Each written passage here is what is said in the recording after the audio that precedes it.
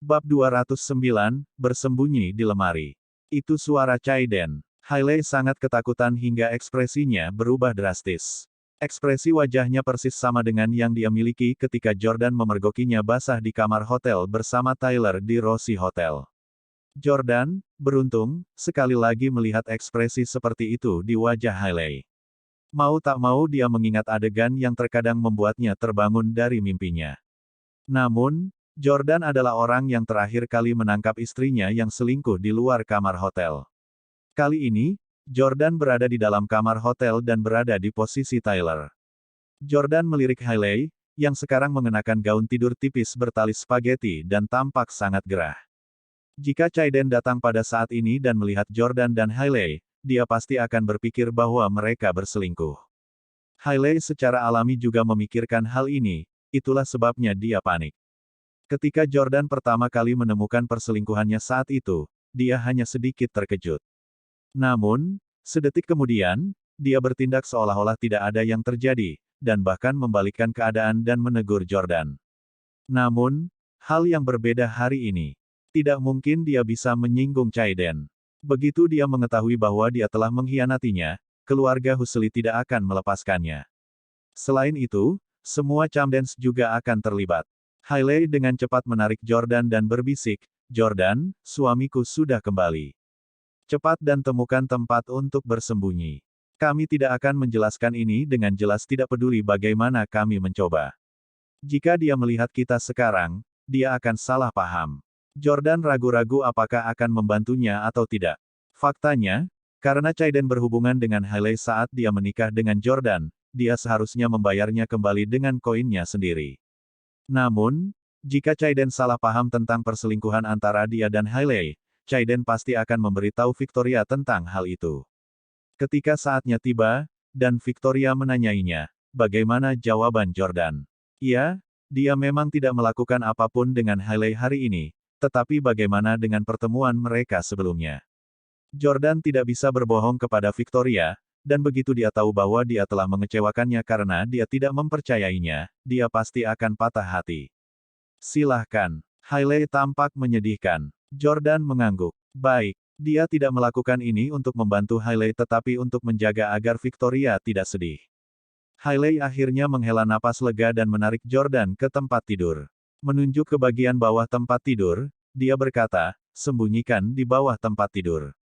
Petik 2. Jordan segera membantah, "Aku tidak bersembunyi di bawah tempat tidurmu." Menurut Jordan, itu adalah hal yang sangat memalukan untuk dilakukan. Pergi bersembunyi di lemari kalau begitu.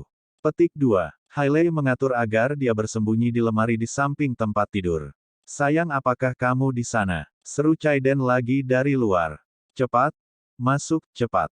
Petik 2. Hailey mendesak Jordan. Untungnya, ada lemari besar di kamar presiden sehingga Jordan bisa bersembunyi di dalamnya dengan mudah.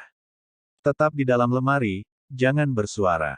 Itu akan lebih baik untuk semua orang." Hailey menegur Jordan lagi. "Mengerti." Jordan menutup pintu lemari dan diam di dalam. Begitu dia memasuki ruang kecil dan gelap, Jordan berpikir dengan jijik, "Sialan, aku adalah keturunan terhormat dari keluarga Stelle. Namun, aku bersembunyi di lemari kamar hotel orang lain sebagai kekasihnya. Aku benar-benar tidak bisa berkata-kata." Pada saat ini, Hailey sudah berlari ke pintu untuk membukanya. Begitu dia melakukannya, Chaiden yang kesal bertanya, "Mengapa kamu lama sekali membuka pintu?" Sebelum dia menyelesaikan kalimatnya, dia melihat apa yang dikenakan Hailey dan sangat terkejut. "Sayang, kamu terlihat cantik." Hailey secara khusus mendandani dirinya untuk pertemuan dengan Jordan, jadi bahkan Chaiden terpesona oleh kecantikannya meskipun dia melihatnya setiap hari. "Sayang, kapan kamu membeli jubah ini? Kenapa aku belum pernah melihatmu memakainya sebelumnya?" tanya Chaiden. Bersembunyi di lemari, Jordan juga mendengar kata-kata Chaiden. Diam-diam dia berpikir, "Saya membeli baju tidur ini untuk Hailey saat itu. Aku terkejut dia tidak membuangnya dan malah memakainya di depan Chaiden Husli." Petik 1. Jordan agak terkejut. Hailey tergagap dan bertanya, "Sayang, mengapa kamu kembali begitu cepat? Ini baru jam 10, bukankah kalian berencana untuk bersenang-senang sampai tengah malam?" Petik 2. Tanpa menjelaskan sama sekali, Chaiden menatap Hailey yang halus dan seperti peri dan menggendongnya. Hei, kamu lagi ngapain? Turunkan aku. Hailey ketakutan karena Chaiden berjalan ke kamar dengan dia di pelukannya.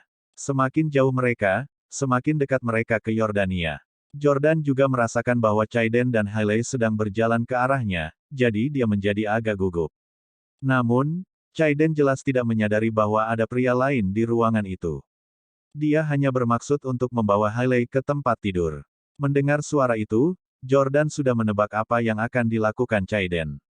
Namun, Hailey mendorong Chaiden menjauh dan berkata, "Kamu masih belum menjawabku. Mengapa kamu kembali begitu awal?" Petik 2. Chaiden berkata, "Saya kembali untuk mengambil sesuatu." Petik 2. Setelah mengatakan itu, dia ingin mencium wajah Hailey. "Apa yang perlu kamu dapatkan?" Hailey terus mendorong Chaiden menjauh. Chaiden sekali lagi berkata dengan nada ambigu, "Kunciku." Petik 2. Kunci apa? Hailey terus bertanya. Chaiden menjawab, "Kunci lapangan golf di New York Country Club." Hailey tahu bahwa Chaiden dan teman-temannya sering bermain di lapangan golf di New York Country Club. Kunci apa? Hailey terus menyelidiki. Chaiden jelas-jelas mulai merinding. Dia tidak punya pilihan selain, jujur saja. "Kami memiliki loker pribadi di sana, dan saya memiliki kuncinya. Kane dan yang lainnya akan pulang besok, dan mereka perlu mengambil sesuatu dari loker, jadi saya kembali untuk membawakan kuncinya." Keingintahuan Hailey terusik. Loker pribadi. Hal-hal apa yang Anda masukkan ke dalamnya? Petik 2. Tidak hanya Hailey yang penasaran, bahkan Jordan juga merasa agak aneh saat mendengarnya. Loker pribadi macam apa yang ada di lapangan golf? Bahkan jika ada, mengapa mereka harus berbagi? Selain itu, hanya ada satu kunci, dan hanya dijaga oleh satu orang. Jordan menduga bahwa Chaiden dan teman-teman kotornya mungkin memiliki beberapa rahasia untuk disembunyikan. Dia telah mencoba menggunakan cara yang tepat untuk membuat Chaiden mendapatkan hukumannya. Oleh karena itu, Jordan perlahan mendorong pintu lemari untuk mengintip melalui celah kecil dalam upaya untuk melihat ekspresi wajah Chaiden. Jordan telah belajar membaca ekspresi mikro sehingga dia bisa menyimpulkan dari perubahan ekspresi Chaiden apakah dia berbohong atau tidak. Chaiden tergagap, "Ini hanya beberapa barang mewah yang kami bawa kembali dari seluruh dunia." Jordan menyimpulkan melalui ekspresi Chaiden bahwa dia berbohong. "Sepertinya aku perlu memeriksa loker mereka saat aku kembali." Jordan diam-diam berpikir. Pada saat ini, dia masih senang menemukan rahasia kecil Chaiden saat bersembunyi di lemari. Terlebih lagi, itu adalah rahasia yang berpotensi menghancurkan reputasi Chaiden dan bahkan Husli. Namun, detik berikutnya, dia melihat Chaiden memaksakan ciuman ke Hailey melalui celah di lemari.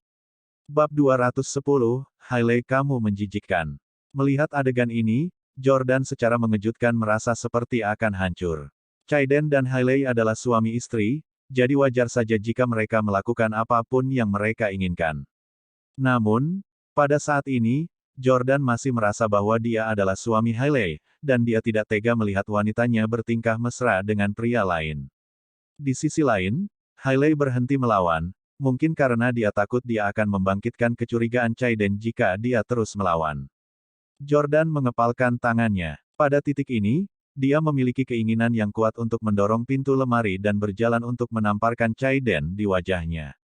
Namun, dia memikirkannya dengan hati-hati dan menyadari bahwa dia tidak punya hak untuk memukul Chaiden sekarang.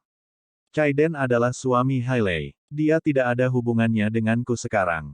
Petik 1. Jordan menghibur dirinya sendiri dalam upaya untuk menenangkan hatinya yang gelisah. Namun, setelah dipikir-pikir, dia menyadari bahwa dia tidak punya hak untuk memukul Chaiden sekarang. Memikirkan perselingkuhan Hailey membuat Jordan mengepalkan tangannya erat-erat saat dia merasakan dorongan untuk menyerang dan memukul Chaiden. Meski begitu, dia sekali lagi menahan keinginan itu. "Jadi bagaimana jika kita bertengkar?" Begitu Victoria mengetahui bahwa saya bersembunyi di lemari kamar hotel mereka, penjelasan apapun akan sia-sia. Begitu saja, Jordan melewati 10 menit tersulit dalam hidupnya. 10 menit kemudian, "Oke, kamu harus pergi. Kane dan yang lainnya masih menunggumu." Petik 2. Hailey menarik tali gaunnya dan mendesak Chaiden untuk pergi. Chaiden menyeka lipstik di mulutnya dengan puas dan berkata, "Oke, aku akan pergi sekarang. Tunggu aku." Kita lanjutkan saat aku kembali malam ini. Haha, idiot itu, Jordan. Apa hebatnya Victoria? Dia hanya seorang wanita tua berusia 30-an, apa masalahnya? Dia sama sekali tidak bisa dibandingkan denganmu, Hailey. Ketika Hailey mendengar Chaiden mengejek Jordan tiba-tiba, dia panik karena Jordan masih bersembunyi di lemari. Oke, kamu harus pergi sekarang. Hailey bangkit dan mendorong Chaiden keluar, takut Jordan akan keluar dari lemari dan memukulnya. Hanya setelah Chaiden pergi, Jordan keluar dari lemari. Hailey menemukan bahwa aura Jordan telah berubah secara drastis. Dia tampak keras dan sangat putus asa. Jordan hendak berbalik dan pergi tanpa berkata apa-apa.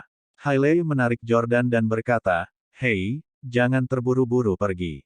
Jika Anda pergi sekarang, ada kemungkinan Chaiden akan melihat Anda.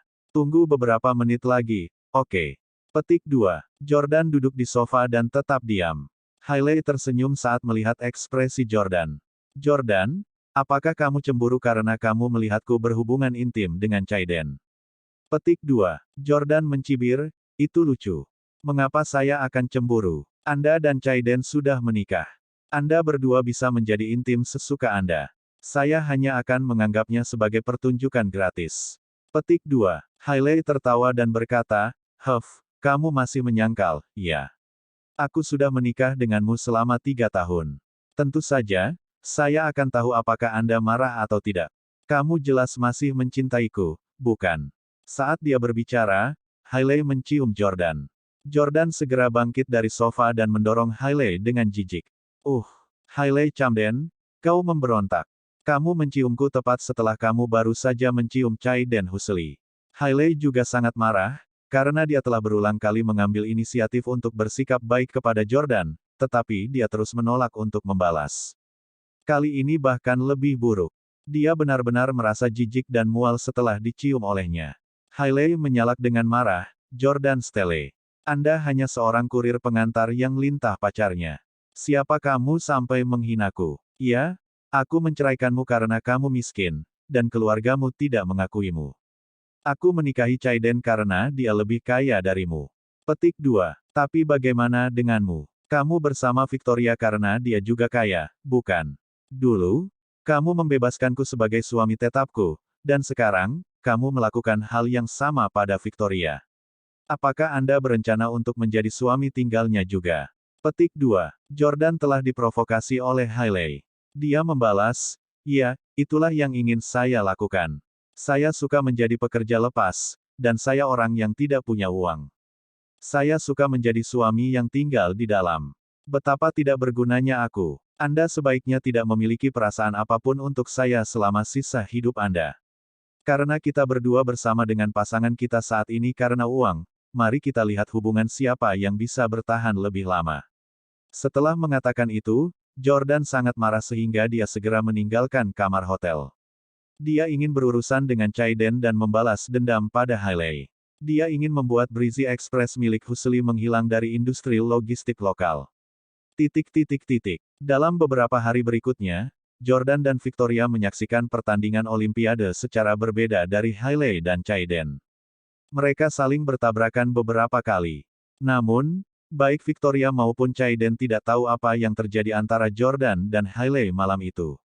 Saat itu hampir akhir Agustus, dan Jordan serta Victoria naik pesawat kembali ke New York lebih dari 10 hari kemudian. Mereka tidak sendirian dalam perjalanan kembali. Sebaliknya, mereka membawa serta 1.000 wanita yang belum menikah dari Jepang. Perry Express telah menghabiskan cukup banyak uang untuk membantu mereka mengajukan visa, akomodasi, les bahasa Inggris, les sepeda, dan gaji mereka. Segera, anggaran dan daya beli Perry Express yang luar biasa tinggi akan mengejutkan industri bisnis negara. Sebulan pelatihan berlalu, dan itu bulan Oktober. Pada suatu sore yang cerah, seorang gek yang tinggal di lingkungan biasa memesan sesuatu di ponselnya menggunakan layanan kurir Perry Express, yang lebih murah daripada rata-rata. Itu juga merupakan perusahaan logistik andalannya. Tak lama kemudian, dia mendengar ketukan di pintu. Pria itu membuka pintu, hanya untuk dikejutkan oleh pemandangan seorang wanita cantik dengan kimono. "Halo, Tuan, konnichiwa." Dia bisa mengenali aksen Jepangnya. Dia mengenakan setelan gaya kimono yang dibuat khusus dan menyapanya dengan sopan dengan busur. Yah, itu adalah kebiasaan umum untuk tunduk pada orang lain di Jepang. Itu membuat orang rumahan agak terkejut dan tersanjung. Dia dengan panik membungkuk malu-malu dan berkata, Nona, apa yang kamu lakukan di sini? Apakah Anda pergi ke tempat yang salah? Orang rumahan memiliki sangat sedikit kenalan wanita di negara ini, apalagi gadis-gadis cantik dari luar negeri. Gadis Jepang itu menjawab dalam bahasa Inggris yang agak fasih, saya seorang kurir dari Perry Express. Pak, apakah Anda perlu mengirim parcel? Pria itu tercengang. Apa yang sedang terjadi? Kenapa kurir Perry Express seorang gadis cantik dengan kimono? Ya, pria itu menjawab dengan malu-malu. Gadis Jepang itu tidak memiliki repertoar kata-kata bahasa Inggris yang luas, tetapi itu tidak menghentikannya untuk melakukan pekerjaannya. Dia mengeluarkan ponselnya dan hanya memindai alamat yang diberikan pria itu kepadanya. Setelah itu aplikasi secara otomatis menampilkan alamat dan nomor telepon yang tepat. Setelah itu, gadis Jepang itu meletakkan barang yang ingin dikirim pria itu ke dalam amplop kurir. Dia kemudian bertanya dengan sopan, terima kasih telah mendukung Perry Express, Pak. Apakah Anda ingin mengetahui lebih banyak tentang renang dan gym? Orang rumahan itu tercengang. Sialan, apakah pengirim kurir mempromosikan keanggotaan gym akhir-akhir ini juga? Iya, orang rumahan dengan cepat menjawab. Bab